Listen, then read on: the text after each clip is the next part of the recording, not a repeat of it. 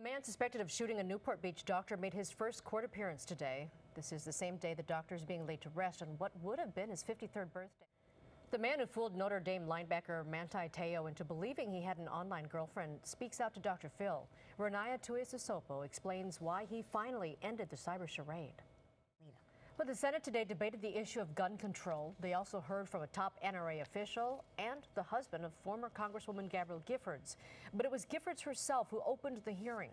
KCAL9's Danielle Nottingham reports she told lawmakers that they must do something now. Well, when the Harbaugh brothers take to the sidelines on Sunday, they'll make NFL history for the first time ever to well, the so-called Culinary Olympics wrapped up today in France, but the U.S. team did not take home the gold. They came in 7th place. KCAL9's Tina Kraus has the dish from the French city of Lyon.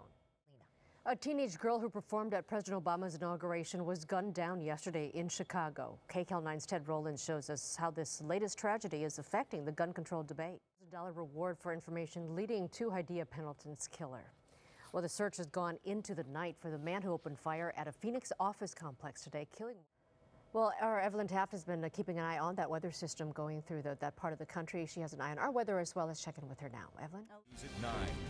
The death toll from last weekend's nightclub fire in Brazil is now 235. Investigators say they found faulty and fake fire extinguishers inside the club. 2 of the club's owners are among those arrested. Brazilian state media reports one of the men tried to commit suicide in his hospital room.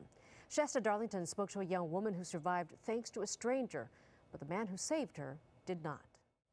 President Obama's push for immigration reform is getting strong support from south of the border. More than half of the undocumented immigrants living in this country are from Mexico. KCAL9's Nick Parker found one city that's keeping a close eye on the immigration debate. Well, there's never been a class like the class of 7th graders at one school in the Northeast. The school has some 300 7th graders, and more than 10% of them are twins. And you might be surprised to learn that with all these sets of twins, only 3 sets of them are identical. A Central California kindergartner hasn't seen his father in 10 months because he was serving in Afghanistan. He had no idea his dad was home until he walked out of school yesterday. 2 soldiers coming home to a surprise welcome after serving in the war zone. That's not unusual. But what does make this story so memorable is the relation between the 2 troops. It's what sets the war heroes apart after sacrificing so much for their country.